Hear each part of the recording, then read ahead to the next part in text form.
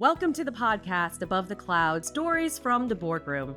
In every episode, we interview business leaders who are navigating the complex world of B2B marketing. Whether you're trying to grow revenue, swoop into a new market, or launch new products, we promise you've landed in the right spot.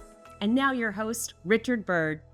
All right. Well, welcome to the podcast. Today, we have a fantastic guest. We have Rhonda Taylor, and she's a managing director at DSG Group. Rhonda, welcome to the show. Hi, thank you so much for having me. All right. Well, I'm glad to have you on today.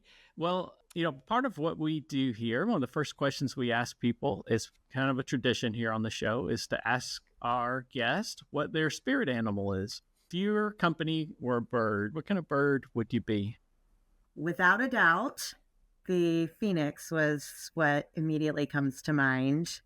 The phoenix has that representation of regeneration and strength and survival, the ability to rise and flourish during the toughest times. And in our business, in executive search and anything sales related, I think resilience is the most critical. We face rejection on a daily basis. There are deals that fall through. There are searches that don't close. There are markets that shift unexpectedly. And just like the phoenix, we have to continue to learn from those setbacks. We have to come back stronger. We have to regenerate. So that cyclical nature of transformation really captures what it takes to succeed in executive search and in sales.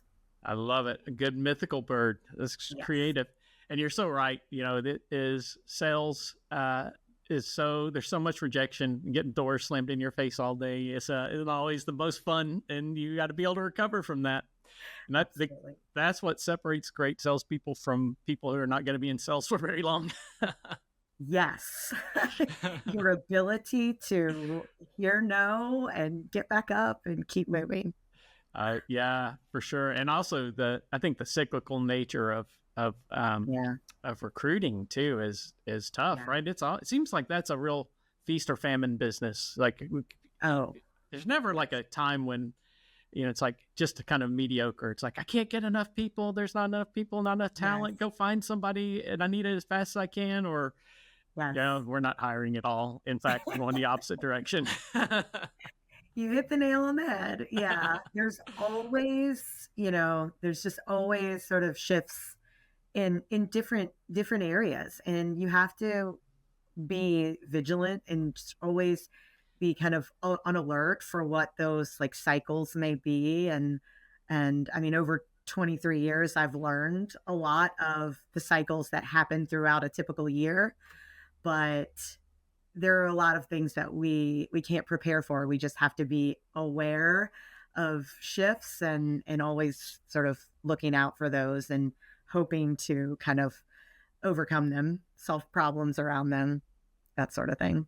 Yeah, for sure. And I think anything involving people is going to, there's going to be a lot of pivoting and a lot of a change with that, because people are so, can be a challenging business.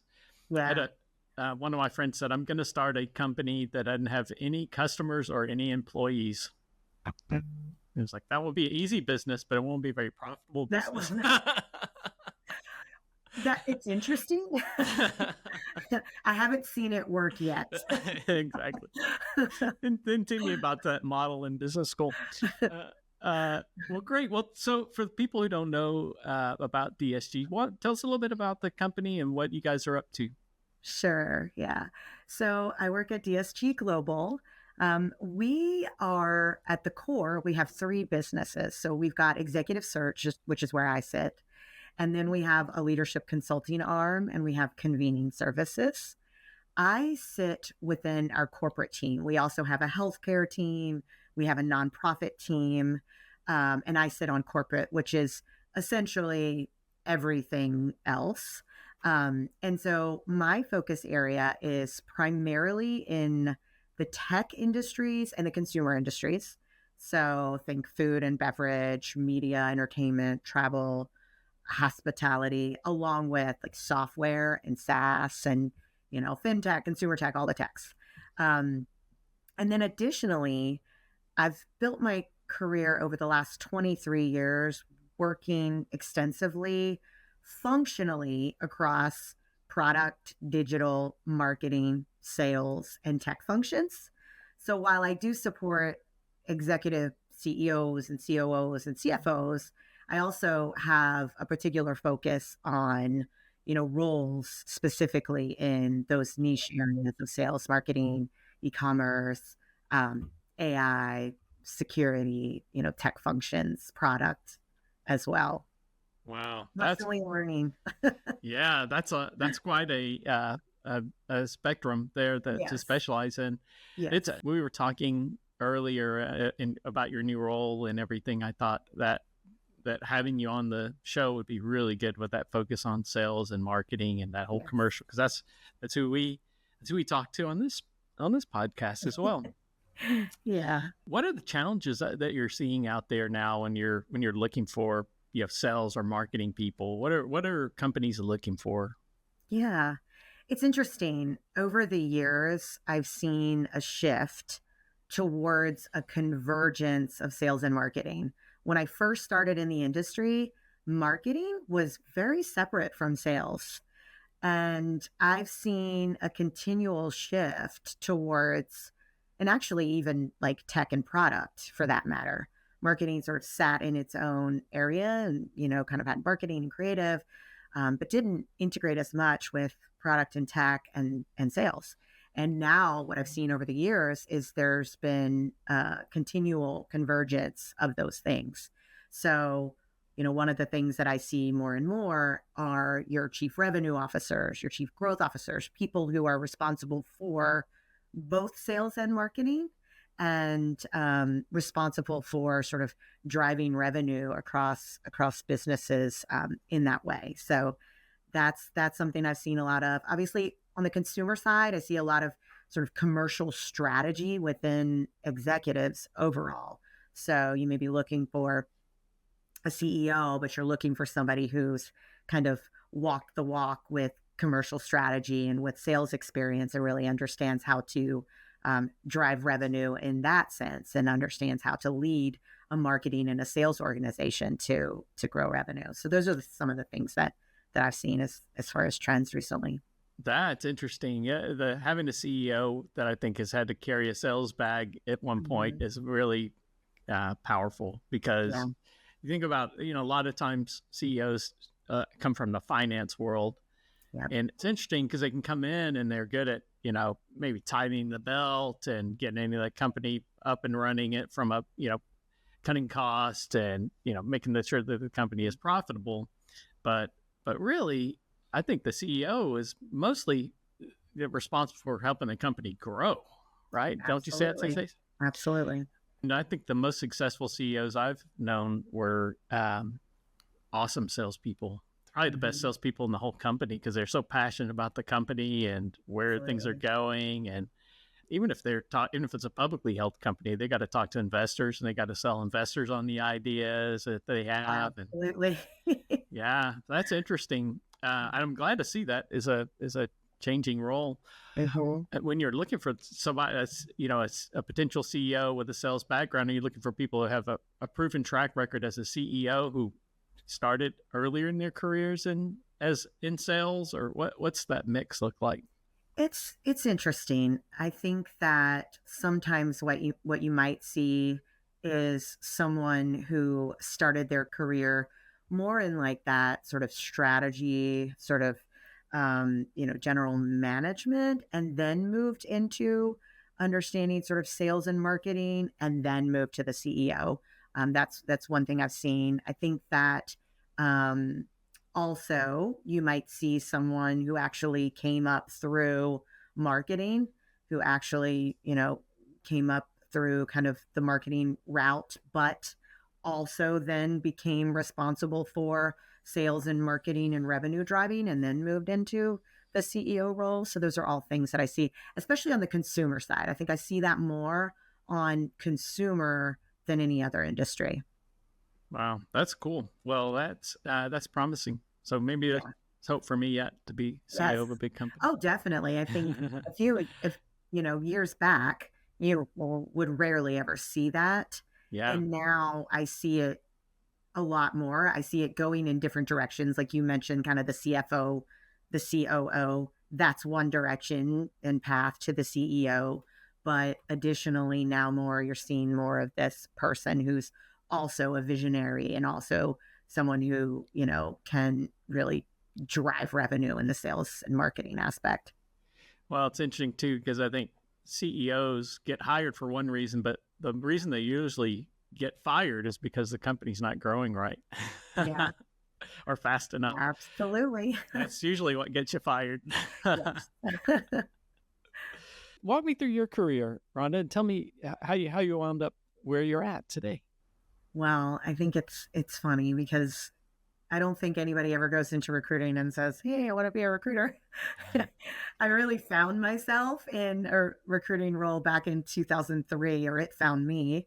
I actually knew someone at a firm, and they thought I'd be great for a role, and they brought me in, and essentially the rest was history. Um, I started out early doing like high volume clerical, light industrial, and that was a couple of years of that. And after a few years of that, which I think was a really strong foundation, because if you can do that type of work, and back then it was you're bringing home spreadsheets, and if somebody calls out of a job, you're calling them at like 7, 8 o'clock at night. So if you can do that type of work and really keep up with that type of pace, it positions you pretty well for what we do overall. And then a few years in, I really wanted to be in more of that like, professional environment, and I was able to transition into the digital creative and marketing space, which is funny because back then it really wasn't that much digital. It was 2006, and people were using Flash, and it was just very different, and very, very print heavy, creative, in marketing. And then things just over the next few years just began to continually transform. And back then I started working with a lot of consumer facing companies because I'm here in Orlando, and obviously it's like the entertainment, media, travel, hospitality mecca. I had the fortune to work with, obviously Disney and Starwood and Marriott and Universal and all those companies. And then around 2008, when the market shifted, obviously we had the, housing bubble. It was a tough time in recruiting. People were not hiring and people were laying off.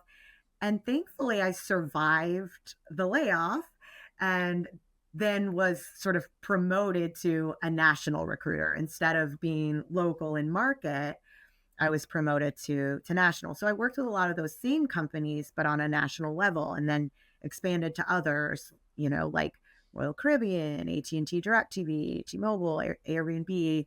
So, I was able to really kind of level up my skill set through those transitional times. And then eventually transitioned. I was doing more and more at the director and VP level. And I knew that I wanted to continue focusing on the executive level. So I was able to kind of transform over time functionally and industry wise into the C-suite searches. So that's when I started doing everything from CEOs to COOs and CFOs, and working across the entire executive landscape. So it's been fun. And now here I am at DSG Global, and I'm doing exactly that, and, doing that work at scale. And you touched on so many things there that I think are remarkable. One is that you didn't plan to go into recruiting. So many of the people we talked to didn't plan on, going into the business they were in, or especially a lot of marketing people are like that too. They were like, well, I studied engineering, or I studied whatever. One of our clients was a lawyer. I'm like, why would you go into marketing? Just be a lawyer. I want to be a lawyer. That's good money. So true.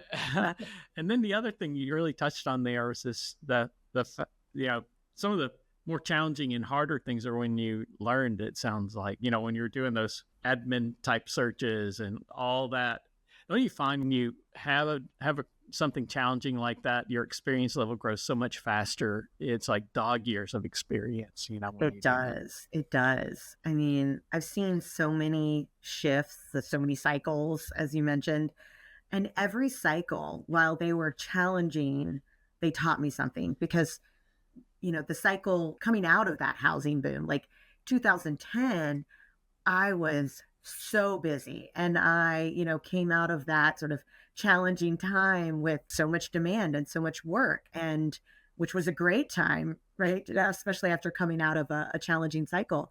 And then obviously, I've seen dips, that have gone down and up so many times coming out of COVID. I mean, that was a crazy up time. Now we're in a little bit of a downtime, and every experience and every challenge takes me to a new level in my career or a new height in my career. That's what somebody told me, that stormy seas make good sailors. It's true. Yeah. If you're on a calm sea all the time, and you don't get to test any of those skills, or have to learn how to adapt to the stormy weather. But then sometimes you're like, I don't want to be a good sailor. Yeah, I don't need to be that good. I'd like to be a mediocre sailor. Yeah, I'll be a sailor, just kind of hanging out on the kiddie boat rides on the pond. Right, on the river. I don't need to be. I don't want to be in the sea. I don't want to be in the stormy ocean anymore. Well, what's one thing that you know now that you wish you would have known on day one in your current role? Yeah, that's such a good question. I do feel very fortunate that my company gave me an incredible overview of the business, the challenges, the opportunities before I came in. We sort of vetted each other for a while before a decision was made. And I really felt like I had a good understanding of the landscape before jumping in, which as a recruiter, I feel is very important when I'm working with, clients and with candidates as well. So I think for me, I had a good sense of the business coming in, but I did know that there was a lot of M&A activity here. We've acquired a ton of businesses. We are PE backed. So I haven't necessarily been in a business that had a large M&A landscape. So I think for me, I really didn't realize how complex that might be, understanding sort of the different aspects of the businesses that came in. And then, we've kind of been continually going through this, like rebrand initiative, if you will.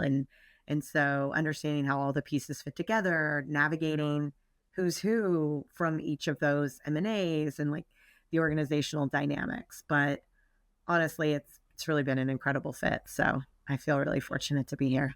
Yeah, no, I think you hit the nail on the head. With the M&A is always so complex. I think that is something that people that do M&A all day, every day, underestimate how complex it is. I think that I always say that no one except for the owner of the business wants to be acquired. The employees didn't want to do that, right?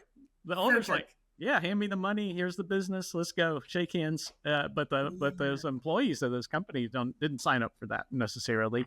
Right. And so, you bring in all these cultures together, and, different ways of working can be challenging. And I think that it's funny because I work with a lot of growth stage businesses too. That's an area that I focus on, and I think people they don't want to be acquired, but then when they are, they don't really think about the fact that, no matter which side you're on of being the acquired or the acquirer, what it's going to take from a technology standpoint, from like a people management, like culture, like all of these pieces have to go together. And it's a lot. It's a lot. I don't think anybody really understands that until you go through it. That's right. A lot of acquisitions fail to meet the growth targets that they set out at the beginning. So, and I think that's why. I think it's people. It's challenging, but it's a good thing you're in the people business. Yes. Well, you bring up another good point. I think one of the things that I heard early on that always stuck with me was that in the people business, people are unpredictable. And so you really can't take things personal because, people are people. They're going to do what they want to do, what serves them. And you just kind of have to roll with it. Yeah. I like what you said too about that DSG was really open and honest with you about the challenges of the business and what their expectations were going to be. I think that's something that is being on both sides of it, right? Being the person who came into a company and then when I got in, it's like, well, this is not exactly what I signed up for. And then also being somebody who hires people, make sure that we're, when you find a really good candidate, maybe you don't want to scare them off with it's you maybe sugarcoat a few things. There's a balance. And also, I work with growth stage businesses. Sometimes they don't always fully understand the reality of their business. And so that can be a challenge too. That's one of the things that we help our clients with is understanding kind of the reality of where their business is. We do a lot of sort of deep dives into the business and research so that we can understand the internal dynamics and the culture and help de-risk for them. Because if you don't fully understand your culture or your business dynamics and aren't able to really articulate that to candidates, you're more likely to lose the candidates or to lose employees after they join. So it's really important that we try to share everything that we can upfront. Yeah. Do you think, what are you seeing when you're talking to these sales and marketing leaders? Are they looking for a big vision to join, or is that a pull for them? Yeah. What do you think? Is that something that they see as a big positive? Yes. Vision is really, I think vision is one thing that I believe is very important. And a lot of this shift happened after COVID. People are looking for something that matters more, if that makes sense. So whether that's a business that's doing good or they're, making an impact, making people's lives better in some way, or there's a leader that has this like really big vision and that they can come alongside and do something meaningful. I've seen a big shift towards that. Ah, that's cool. It's interesting to see that that's what's driving the top talent, or one of the big drivers for top talent. Yeah. Yeah. From a sales and marketing perspective, what do you see as the big challenges in your industry? And I guess, you represent sales and marketing and you also represent the recruiting space. What do you see? I do. So, again, considering that I do sales and marketing here and I'm representing it, I'd say the same obstacles that I face are the obstacles that a lot of my clients are facing as well. Technology has evolved so rapidly over the last few years. And with that, sales methods have also changed dramatically. So like the tactics that worked in 2019, 2020, even in 2022, for that matter, just don't work anymore in 2025. So we're seeing, response rates to cold emails drop like 50% or more in some sectors, right? What used to be a 2 to 3% conversion rate on outbound campaigns might now be under 1. I think companies are faced with a far more competitive sales landscape. So there's just a lot more businesses out there doing what we do. And across my clients' portfolios in their industries as well as my own. So the barrier to entry has lowered in many sectors, which means differentiation is harder than ever. And it's crucial. So it's, how do I level up my sales approach for growth on a continual basis? That's what they're thinking about. That's, what I'm thinking about. So constant learning, constant change. My clients are, recognizing that they have to evolve and pick up the pace on technology adoption, position their businesses in a way that enables sustainable growth. And from a marketing standpoint, you really need a compelling story, right? You need to be able to tell your story that creates that differentiator, and, just continually, stand on that and, increase your technology from a sales standpoint and position your business in a way that's going to, create perpetual emotion. So standing still means falling behind. Man, isn't that the truth? I think that, I think about how technology has changed so much, and this the way people buy, the way you have to sell these days. It's happening so fast, and I think those cycles are so much faster.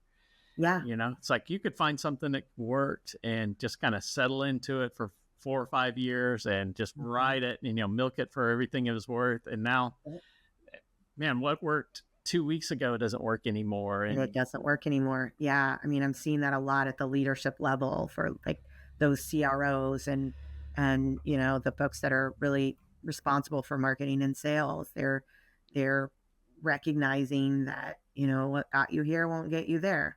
You have to make changes. You have to do different things. Sometimes you have to test and learn when you can.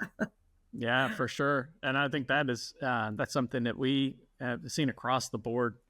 I think that and the other thing too, what you talked about was that more competitive, more competitors, and how much more competitive things have gotten, and we see that across all industries as well. It just seems like differentiation is harder and harder to come by. But I also feel like if you can't differentiate your business and your services, then you're just competing on price.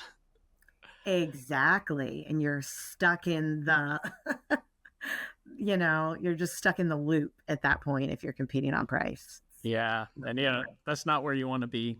Nope. Especially if you're selling a premium service, where you guys do a lot of discovery on your end to take that time to understand and your company's culture and their strategy and all those kinds of things. And guess what? That takes time, and that takes experience, smart people that are not cheap. It takes a lot of, a lot more to deliver at that level than it does for some single shingle operating out of their spare bedroom to just come in and, hopefully find you a candidate. Yeah. Maybe they're good. Maybe they're not. Yeah. Yeah. We definitely are competing against, there's a lot of different businesses. There's a lot of different business models. So we have to really understand and discover where those pain points are, and how we're going to solve for them. Well, with that in mind, what would you say are the biggest misconceptions about your industry? Well, it's a really good segue, because a lot of people view executive search as a luxury and something that's nice to have, but not always necessary, which I think that happens a lot with marketing too. And I do believe that's a fundamental misconception, because getting a leadership hire wrong is extraordinarily costly to any organization. So there are studies that have shown that a bad executive hire can cost a company 2 to 3 times that person's annual salary, when you factor in if there's got to be a severance, lost productivity, the cost of re-recruiting, the financial cost is really massive. And it's just the beginning, because it's also expensive to repair a culture once you've damaged it, bringing in the wrong person. And I've seen this many times where people come to us after they've made the wrong hire, and they either lose in their culture or they lose in momentum for growth. Time is precious, and that is time that you could have spent driving growth, driving change, driving transformation with the right leader. The leadership sets the tone for everything: strategy, culture, execution. So getting that wrong is a ripple effect throughout an entire organization. And I do not see us as a luxury. I see us as a necessity and an investment in getting the most critical decisions right. And I think that goes for, even sometimes depending on the size of the business, the VP and the director level. You really have to set the tone at all levels of leadership. Man, that is such an awesome point, Rhonda. You think about it if you bring in a high flying executive that to come into your organization, they're going to want to make changes, and they're going to make changes, right? That's why you brought them there usually, and so they're going to come in and they're going to come guns blazing a lot of time. They're going to change a lot of stuff. They're going to change the personnel. They're going to bring in their people that they like to work with in the past. They're going to do all those things.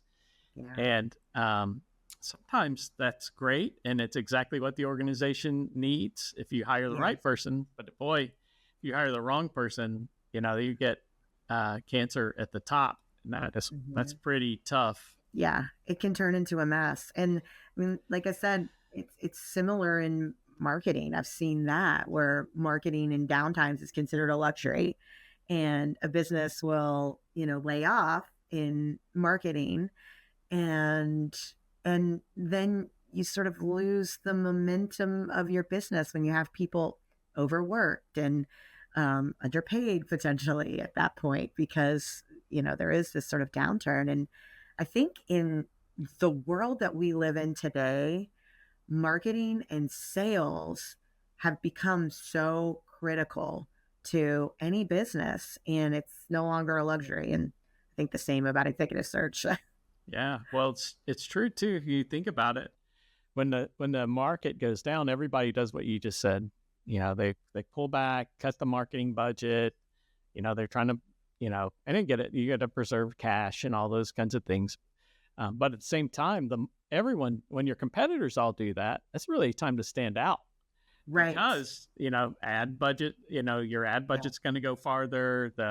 You're bidding against fewer people. So you're not going to spend as much money on channel expenses and per click and all that stuff. And there's just less voices in the room. So you're going to stand out more. But people don't think of it that way. They're like, oh, I got to pull back. Yeah. I mean, they pull back on the recruiting budgets too. It's just kind of, it goes hand in hand. And, it's really unfortunate because when times are tough, that's when you need the right people. The other thing you touched on that I thought was really brilliant was the fact that, time is so precious. And if you think about it, if you bring in an executive, you're probably going to give that person a little more runway to figure things out than you would a mid-level manager or a young maybe a younger journeyman type person on the account. Like you're going to put your hook's going to be pretty fast on somebody like that. But if you recruited this hot shot and they're going to they have this great reputation and all that, it's probably going to take you at least a year to figure out you made the wrong hire. And then you're probably going to give them a little more time after that. And then it's going to be hard to fire them because they're experienced. It's all of a sudden, you're like 2 years behind on your strategy just because hiring the wrong person. And then how long is it going to take to repair that? A lot changes in 2 years. Yeah. Well, that's why I think one quote, maybe you can correct me on this, but I read a report that said CMOs, chief marketing officers, are some of the shortest term executives in all of the executive realm. Yeah. Is that true? Is that what you see on your end too? I absolutely would say that is what I see as well. The shortest tenures for sure out of all the executives. I mean, I'm seeing a little bit of a decrease recently, even on the CEOs. Interestingly enough, but definitely it's always been that way for CMOs. Yeah. Well, that's when times get tough, that you see a lot of turnover, and that goes all the way to the top, right? And what's that? At low tide, you see who's wearing a swimsuit. It's funny. I think a lot of that comes down to also sort of expectations and not having set the right expectations, or maybe not even having the right vision of what your expectations are. I see that quite a bit in all stages of businesses, where they don't really understand what they're trying to accomplish from their marketing engine, um, and what marketing needs to do for the organization, which I feel like after all these years, we should all kind of know, but I don't know. I find that to be true in the marketing organizations the most. Preach it, sister. I see it too. Yeah, big time. That, and when we come in as the, fractional marketing leader, that's the first question we're asking them. Yeah. And so many times what they think it should be is not what they really need, Yep. And sometimes they don't have a clue at all. They're like, I don't know, our numbers are down, and Yeah. marketing can affect that. So we're pulling the marketing lever. You figure it Right. out. And then other times they're like, just get the salespeople more at bats. And you're like, you're never going to scale that because your loss rate. Yeah. The math's not going to math on that because, your close rate's too low. It's like, we've got to rethink this, top to bottom and think about it in a different way. Yep. And I think that's why I've seen this shift to where, what I mentioned earlier, where they're all working together, sales and marketing under one leader. And then that leader works really closely with product, in the product leadership, because it's all necessary to drive growth. And you have to sort of have this like growth engine, if you will. And sometimes you need that one leader who's responsible for both, and then creates the, different teams under them. Yeah. Isn't that always, that is such the case, because when you have that, it's really easy to do finger pointing and all that stuff, right? Especially, the way it used to be. For sure. Well, you say used to be. That's the way it is for a lot of the companies we work with, and because they haven't merged the sales and marketing, they're still very siloed in those areas, and there's usually one dominant force. And most of the time, for the companies we work with, the sales force is the dominant one, because we work a lot in B2B. And salespeople are the ones who get the ball into the end zone at the end of the day. And I think that's where you really see that finger pointing of these leads were terrible, and I don't know what those marketing people are doing over there all day because they're not helping me. And and then the marketing people are like, hey, these guys aren't following the script. They're not using our sales collateral and all that stuff. We just see it probably day in, day out. Both true. Oh, 100%. It's tough. 100%. I mean, when I worked in-house, we launched stuff and we just didn't tell the salespeople about it. Yeah. Not to be mean. It was just like, okay, we launched it. We did all the stuff on our to-do list. Let's move on to the next thing.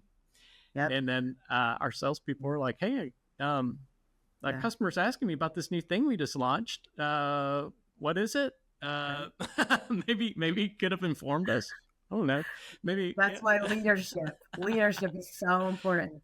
Yeah. But if they're all in the same boat and they're all rowing under the same leader, those things don't happen. And so I think that improves the efficiency of everything whenever we have a situation like that. The leadership to agree on that needs to happen. Especially, I think sometimes, they'll have very strong leadership on one side or the other, or sometimes both. The marketing leadership is excellent and the sales leadership is excellent. And so they don't want to add anybody on there, but they're still not working together. And so you can have strong leaders that maybe, are seeing things differently or whatnot. And a lot of times I think marketing people have never had to sell. Right. And so they underestimate, how painful it is to get doors slammed in your face every day. Mm-hmm. And, going into like the recruiting aspect of this, they are traditionally two different types of personalities as well. Like marketing people and salespeople are not cut from the same cloth typically. They're very different. So I think it's understanding how to like pull those people together, to a place of like communication and collaboration. That's always a challenge. Yeah, you're right. Personality types are so different. And because you think about a lot of marketing people, like they're kind of I'm not, dissing. I think most marketing people would agree with this term. Kind of nerdy, kind of studious, like reading, like looking at case studies, like doing all those kinds of things. And then, and salespeople a lot of times are like, they kind of go with their gut, like, it's like, different personalities. Yeah. It's like every time we'll read all these crazy long, case studies and all white papers and all that. And then like salespeople are like, no, what? You want me to read a 2-page battle card that summarizes that 800-page thing that you wrote? No, thanks. Can't do it. Who has time for that? Can you make it a video? Can you make it a podcast? Yeah, exactly. So where do you see the industry going in the next 5 to 10 years? I'll say that, executive search has been traditionally a bit old school, and I'm seeing a pretty significant shift right now where we have access to so many tools, so much technology. So I think that the industry overall is really at this critical inflection point where we need to embrace innovations like, demand generation tools, AI assistants, advanced analytics. Those are all things that could make us more productive, but our industry has been somewhat hesitant to embrace them. And I think over the next 5 to 10 years, we're going to see that mentality is dying out, that, everything is about relationships, and relationships are so important, but we also have to evolve because, I think the world is just moving so rapidly. And, that's not just about tools and technology to help us find candidates, which are great and it's important, but it's also about leveraging technology to help us find and win clients from a sales perspective. Mm-hmm. That's something that's been overlooked in our industry. Using marketing as a tool to propel sales has been overlooked in our industry. Many firms rely very heavily on referrals and relationships. And, there's just, I think, a big untapped potential in more systematic, technology-enabled business development. Yes, we still need the referrals and the relationships, but we could also embrace this more and be more successful and more productive. So I think the firms that will survive and thrive will be the ones that blend the best of both worlds. So maintaining the relationship focus, consultative approach that our clients value, while also leveraging technology to increase efficiency, improving quality overall, and really helping us scale impact.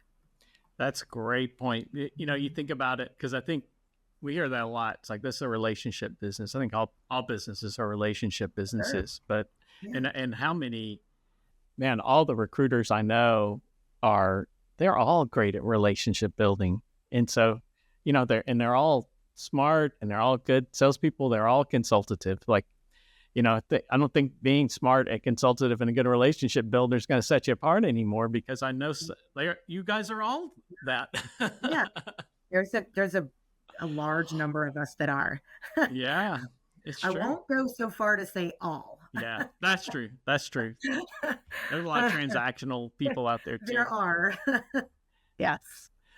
But, anybody can be a recruiter. I think it's interesting, though. I think that you can really tell the pros out there that have been doing it for a while and everything else, when you go and you sit down with them and they ask the right questions. They are trying to understand what you're really looking for. Pro tip. So for all the business owners out there, if a recruiter's not doing those things, then you need to hang up and call Rhonda. Thank you. I'd love to hear from you. What are the AI tools that you like and have found useful? So we are, as an organization, we are embracing a lot of different tools.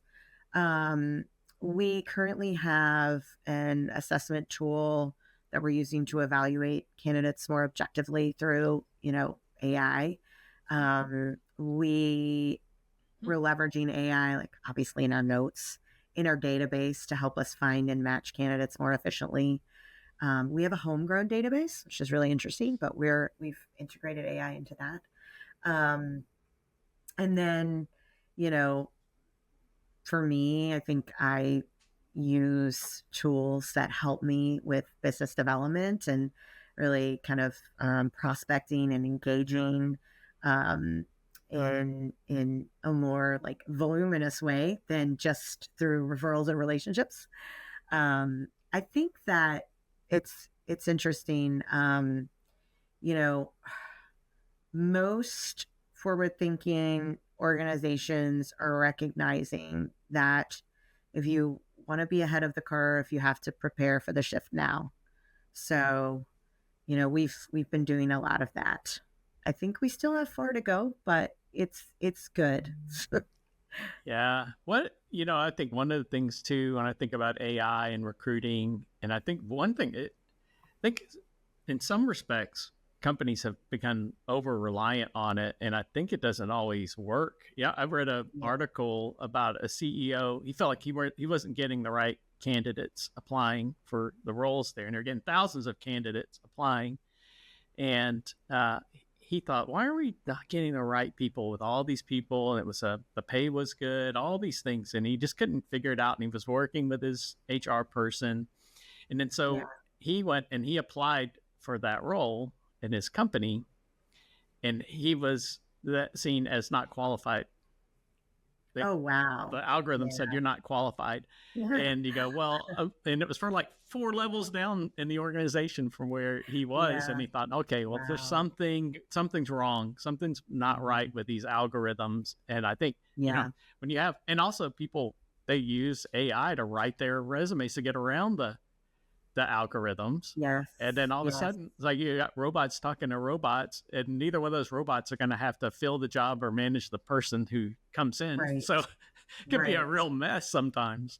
Yes. It's funny. I had another webinar that I did that was about the bots and sort of resume reviewing and all of that. I think it's interesting because I don't know if it will cause a bit of a shift in how we think about things, but many companies are thinking about looking at things differently and kind of looking at skills based hiring versus hey, this person's disqualified because they don't have X, Y, or Z and the algorithm kicks them out.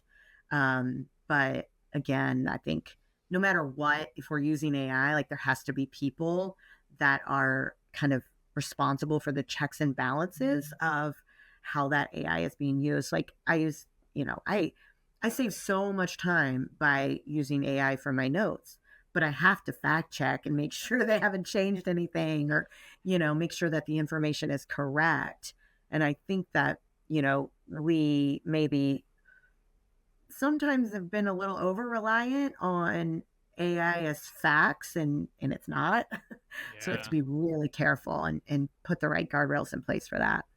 I think that is so true, and I think marketing is suffering from it a bit because I've seen it, I think a lot of the marketing messaging and everything else, a lot of marketers see it as an easy button because they're busy. They've got a lot going on. They've got almost always, as you mentioned before, overworked and people are always trying to do more with less and all these things. And then was at a trade show and I thought, everybody's message looks exactly the same and it is so bland. Nothing is standing out. And it is just, it was obviously AI generated. You could just tell. And I think that's something that's not good. I think that that is not good because that's going to lower all of our expectations. If that's all we're seeing, likely our expectations get lowered, which, I definitely don't want to see that. And I think, and a lot of the new people that are coming out of college right now, you probably don't see this when you're working with mostly executives, but they've used AI all the way through high school and all the way through college at this point. And so they're great at copying and pasting from ChatGPT. Absolutely. And knowing the right prompts. And, I think that there's a lot that it can do for us, but there's a lot of challenges that you can have. I mean, I've heard a lot of people like on the marketing side say, going back to like the poor lead flow, if you're getting like these sort of like fake leads and fake bot leads and not really properly identifying like what the best leads are and where these leads are coming from, then you run into that challenge of the salespeople like, these leads are terrible. And I think it's the same thing in recruiting too, because I'm hearing a lot of people say, they're getting candidates that are not qualified for jobs, but they're coming through, or like they're fake candidates and like almost like bot candidates too, which is really strange. I don't know how that's going to affect us in the future. Yeah. Well, I think that is, if you're relying on AI to pick your candidates, and it's only fair for the applicants to use AI to cheat the algorithm, right? You got to fact check. That's one of the things we do. Yeah. That's one of the benefits, right, of working with a recruiter is, you actually, look that person eye to eye and ask them questions and tell me about this on your career, do all that pre-interviewing to narrow down and really get 5 highly qualified candidates instead of 2,000 crappy robot. You typically, I think people underestimate how many people I have to talk to get to 5 that are really, the strongest and best candidates. There are a lot of conversations that happen to get to that. It's definitely a lot of work that goes into it. For sure. Yeah. You gotta love talking to people to be in your role, for sure. Selling and then recruiting and talking to these people. Yeah. Going back to the technology, we have a technology that we use. And we obviously ask for permission, but it's like a red flag review. So we're able to, really look deeply into someone's past to ensure that there are no like blaring red flags that come up, to determine if there's anything that could be potentially negative. Because at the executive level, especially, you don't want to engage with an executive who has a pending, court case of some sort. It can be a challenge. Yeah. Oh, for sure. And all the, people's social media challenges that you have out there. Man, especially today, where as a country we're so divided, one post can really get you. Derail. Yeah. Big trouble. Derail a company. And it can be really embarrassing for the company if they hire someone who's, done something on social media that has, alienated 50% of the country one way or the other. Yeah. Or, well, this is a different scenario, but it just made me think of like the Coldplay incident. Oh, yeah. Forever that would be in a red flag review now, obviously. It's going to come up. Yeah. If anyone doesn't know about it, it will come up. Yeah. Oh, how embarrassing was that? Mm-hmm. That is, I didn't hear about it. And then my wife and some were talking about it, and I had to look at the video, and it was, yes. It made me laugh. That's intense. What would you say is the most valuable business development lesson you've learned in your career? Never give up. This goes back to what we were talking about earlier. When someone tells me no, I try again later. It's not a no forever. It's a no for now. Timing is everything in business development.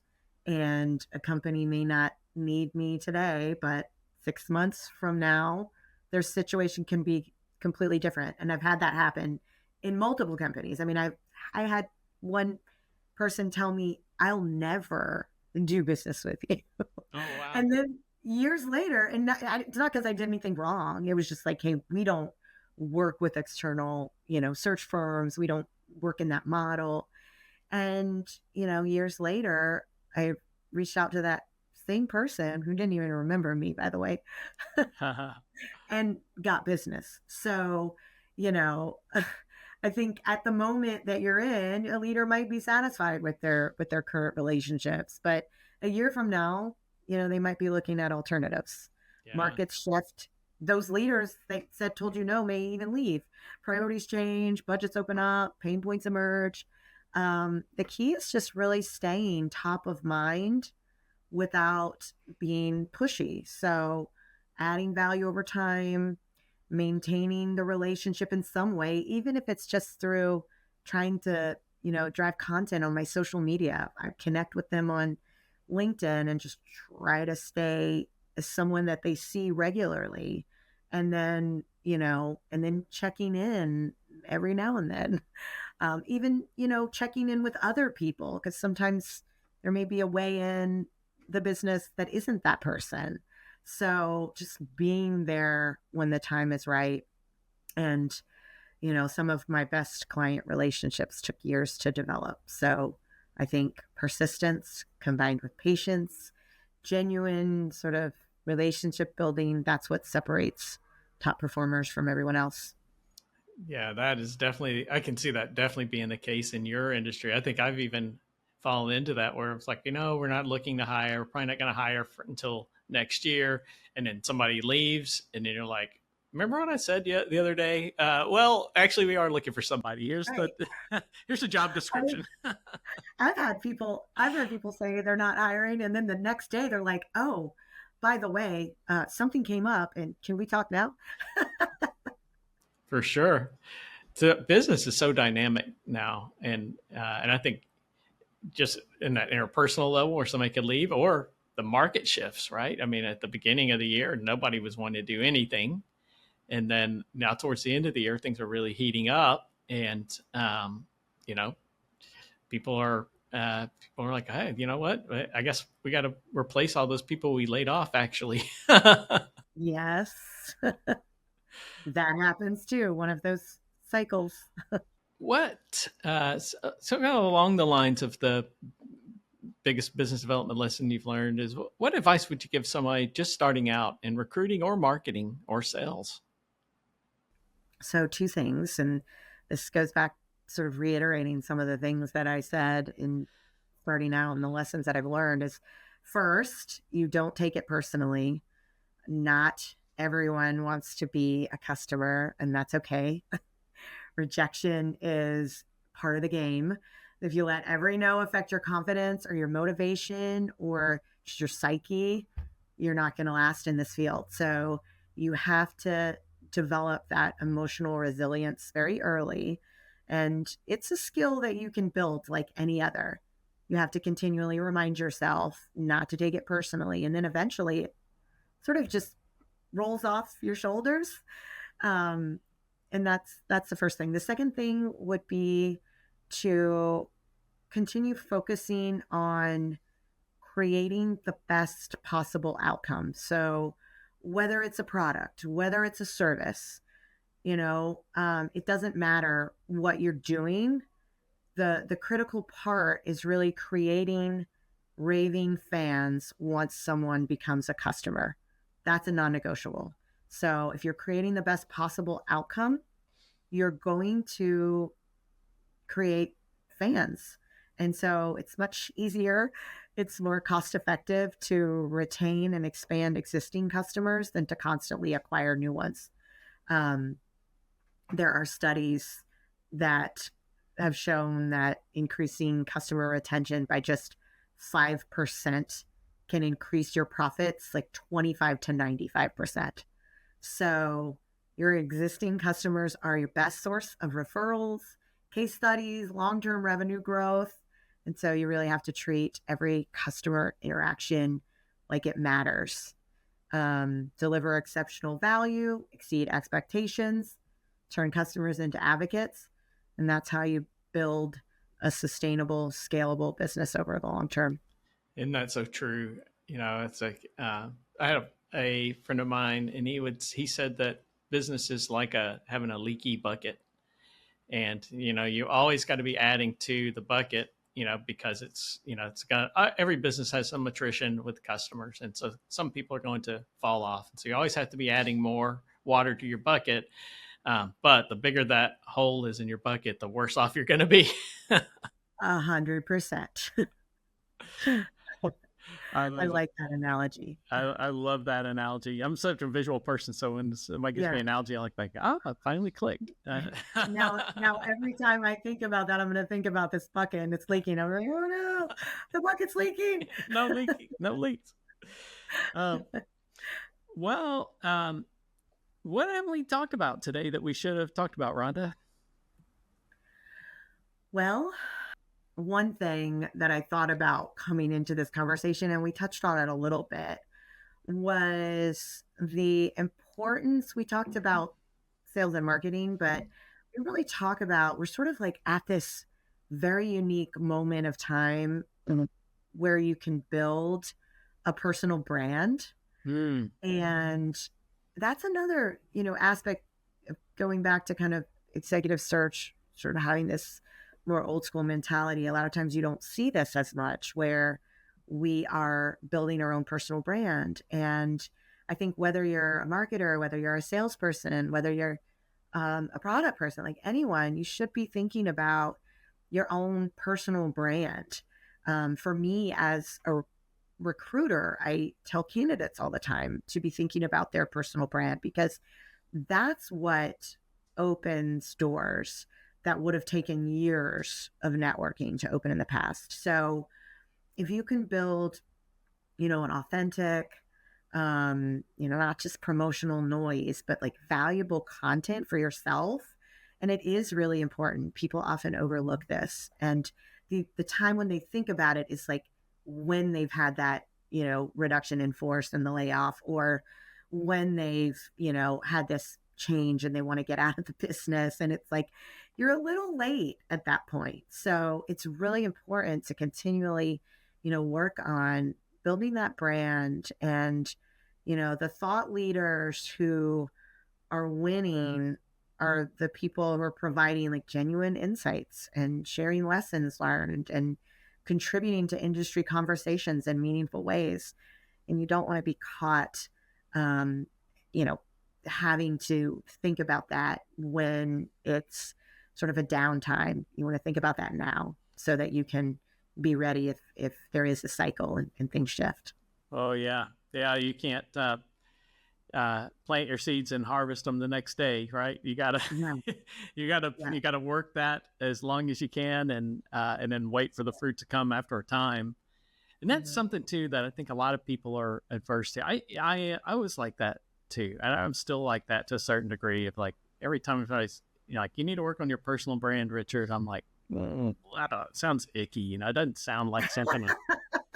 Nobody likes to self-promote. Yeah. And can I just do good work and get rewarded for it and all those things? But you're right. It's so important, especially for leaders. I'm the face of this organization, and for better or for worse, for my poor employees. And so I need to, that I think doing things like this podcast are things that they almost made me do. And so, but I think it's something that people should be doing. And I think that it's something that I think everyone has a unique perspective, and they should put that perspective out in the world. So absolutely. I agree. It's just it's so important. It really is. And it's so funny, like going back to your comment about basically the self-promotion, like we're salespeople, we're marketers. We should be self-promoting more than anyone else, because we know how to do it for others. We should be able to do it for ourselves. So I find it so ironic that sometimes the sales and marketing people are the ones who are more, hesitant to self-promote. But you got to be out there. You got to be doing it. I love that you're doing a podcast. I would love to do a podcast as well. I think it's great. It's a great way to build a nice, platform, thought leadership in your own brand. I like it. And the thing that kind of swung me over was like, I'm not going to be the hero of this podcast. Yeah. Our guests are the heroes of the podcast. I'm just going to moderate the conversation and so build their personal brand more than I build my brand. And if there's anything that happens, it's because of the, it's a byproduct of, helping our guests tell their stories. And so absolutely. I think that's what swung me over in the end. Yeah. All right. Well, Rhonda, it was always a pleasure talking with you, and I appreciate you taking the time to be on the podcast today. And we will, I can't wait to get this podcast live so people can hear your story. Thanks for having me. That's a wrap on today's episode. If you enjoyed it, consider subscribing, sharing, or spreading the news about us on your favorite channel. Thank you for tuning into Above the Clouds, Stories from the Boardroom. Until next time, stay above the clouds.